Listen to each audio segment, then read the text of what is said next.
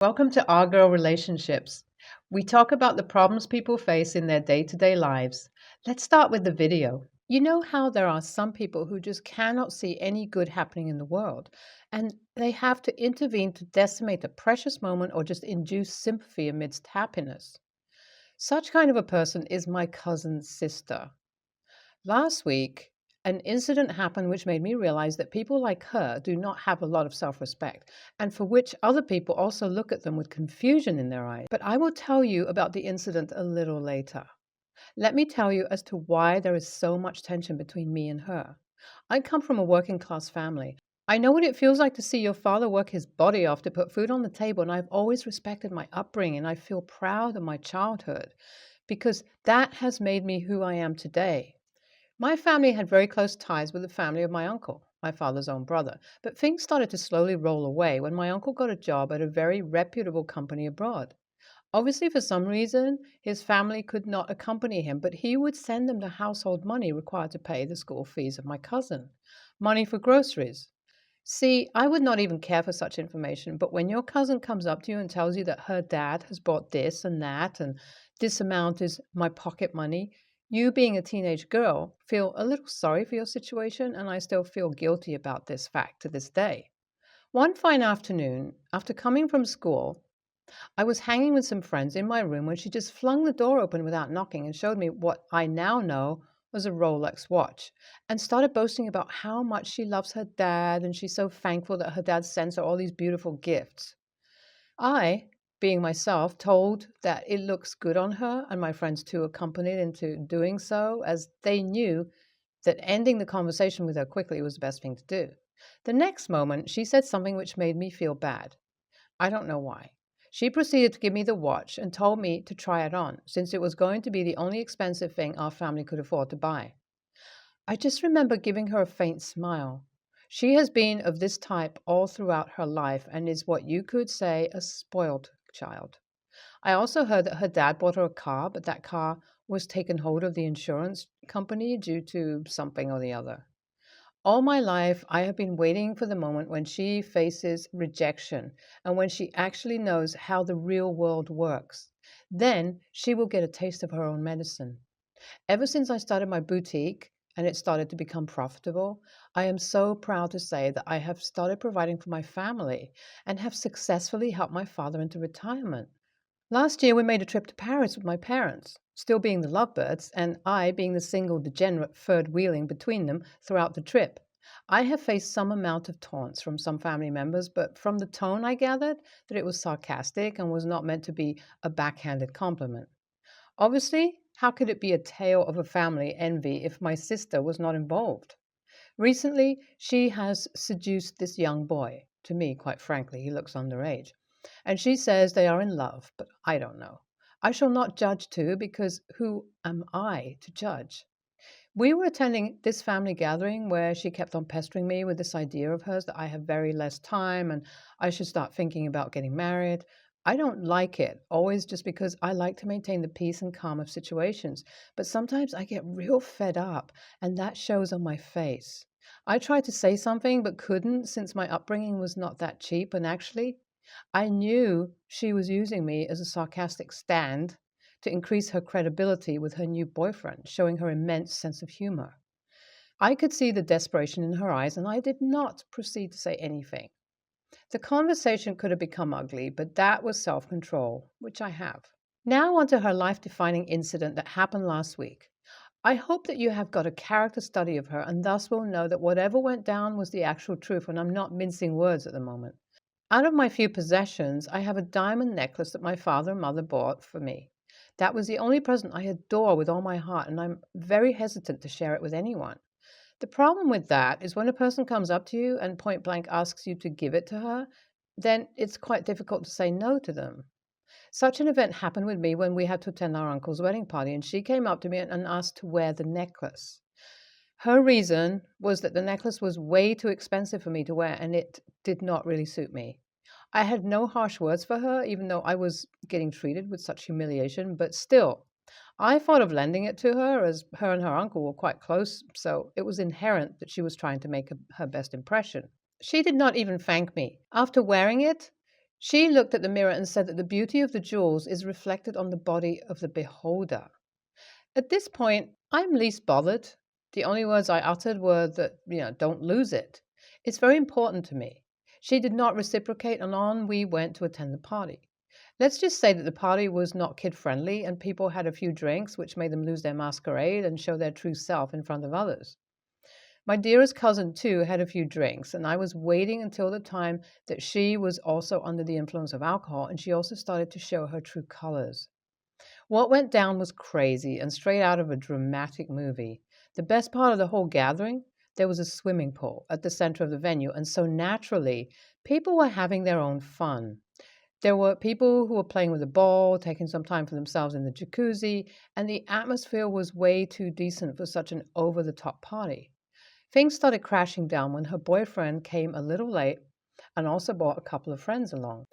My cousin, already drunk, started to scream and shout at her boyfriend and told him that he doesn't love her anymore, and from the moment he's come, has not commented anything on the beautiful necklace that she's wearing. It was looking like a building starting to demolish. She was so drunk that she proceeded to flirt with one of her boyfriend's friends and said that how she wished he dated her instead of her boyfriend. There was a huge altercation amidst them, and needless to say, they broke up in the same night. The crowd of 150 people, including me, just stood there watching in silence and basking in happiness.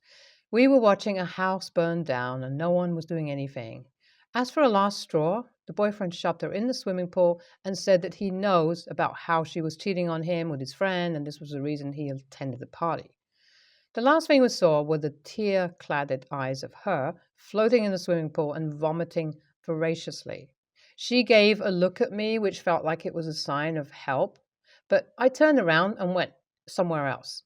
It serves her right. This is her moment. Now she has been faced with reality, and I really hope that she makes a comeback in her life. Although I have way too much hostility against her, I could have helped her out of the pool and dried her off, as she has gone through such trauma in a single night. The only thing which makes me feel guilty is the look of her crying and she uttering my name as if I would be the one to help her out of the mess, and I did not. Am I the a-hole for not helping a family member save her face from further humiliation just because she had a different lifestyle? It's been 2 months since the debacle at the party. Since then, my cousin has got herself a job. Although it is not something which is financially rewarding, I guess she understood what it feels like to earn money and not spend your father's hard-worked finances.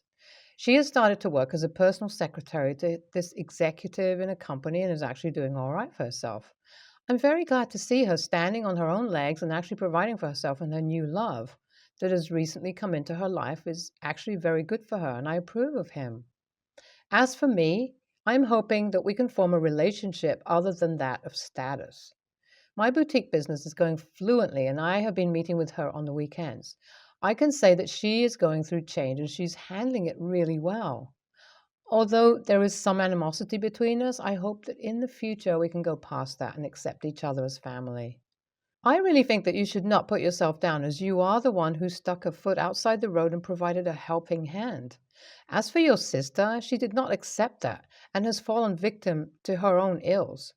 I do hope that you become successful in life, but also want you to maintain a cordial relationship with your sister, as I can vouch for her when I say that change is difficult, and for a person like her to be suddenly able to work and stand on her own feet would need some time.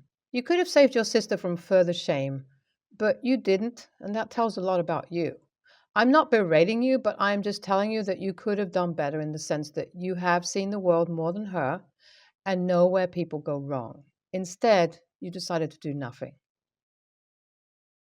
I dated my ex for 3 years before he abruptly dumped me with no explanation. I found out I was pregnant shortly after, and I chose not to tell him because I knew he and his family would make me get rid of it. I was raising my son alone until 8 months ago, when his lawyer contacted me to inform me my ex wanted a paternity test. Now, my ex is in our son's life, which would be okay if he didn't keep trying to get me to give him a second chance. For the last 5 months, he's been sending me and our son gifts weekly and saying all the right things. He's won over all of my family and friends who think he's wonderful, but I don't trust him. The biggest reason I don't trust him is that he claims he knew I was pregnant and had given birth to a boy, but he won't tell me how he knew or why he never contacted me until 8 months ago. Nobody seems to understand why I'm not falling all over him already, and they keep trying to convince me to give him a chance. My cousin, sister, and some of our friends were all talking about it recently. I was getting more annoyed the longer the conversation went on, since they all know I don't like talking about him. When they started saying I was his one that got away, I just couldn't hold it anymore and I yelled at them.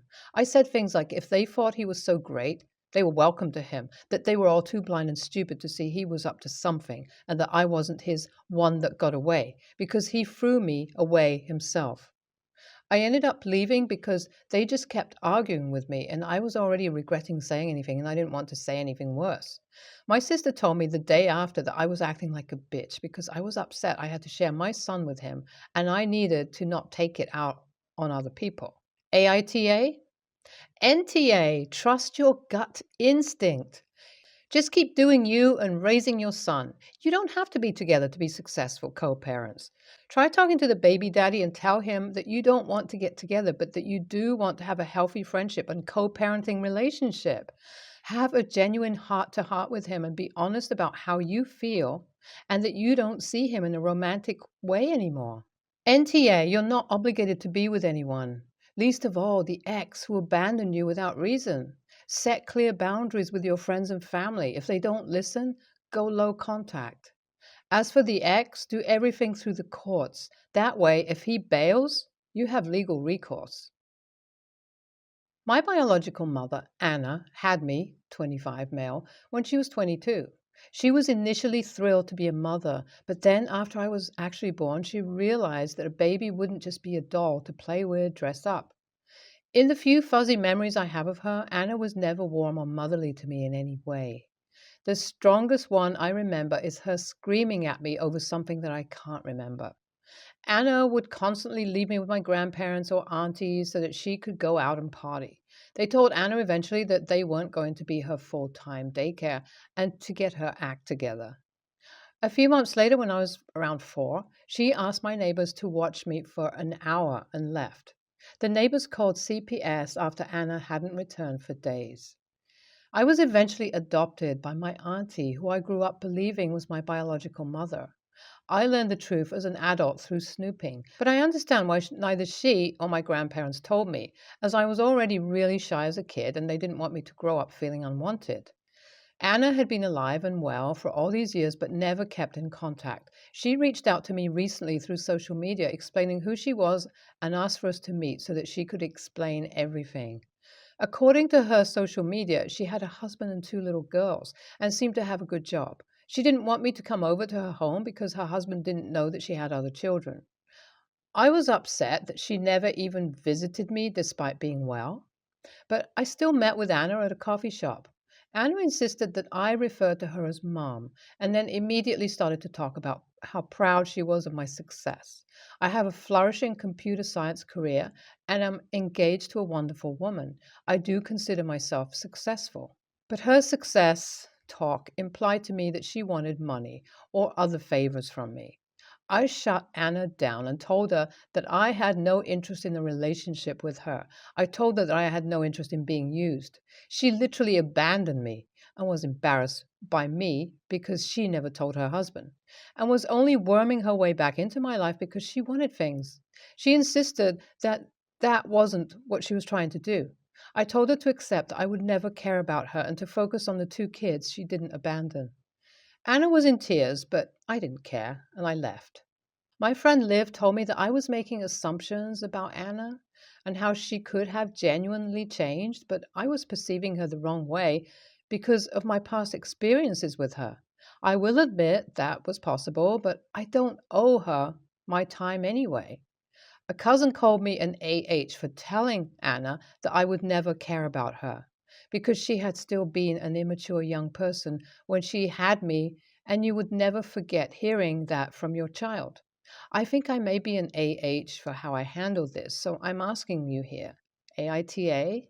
NTA, you grew up in a loving home after your Anna abandoned you so that she could party in her 20s. Now she wants to come back into your life, but she hid you from her husband? No. She doesn't get to dictate to you what you call her. She's literally a stranger to you because she chose to be one. At any point in time, she could have tried to get to know you and develop a relationship with you, but she chose not to. No one, and I do mean no one, gets to tell you that you are an AH for not accepting her back into your life. Just because you're biologically related to her doesn't make her family. You're an adult now, and you're doing well for yourself without her in your life. NTA. Actions have consequences. Your auntie is your mother and was the one who raised you. Anna wasn't there for you. Auntie was. Now, all of a sudden, Anna thinks that she can walk back into your life and she's keeping you a secret from her other family? There are a lot of red flags. You are not obligated to give her any emotion or time. She had a choice: grow up and be a mother or abandon you. She chose the latter and just suddenly decided she wants to be your mother? Nah. NTA, she literally left you with the neighbors at 4 years old. She didn't realize it at 4 months and gave you up. She waited until she really could have damaged you emotionally, and sounds like she did for a while. You owe her nothing, just as much as she thought she owed you the day she left. I'd also be wary of her not telling her family and keeping me some secret. That shows how much she's grown.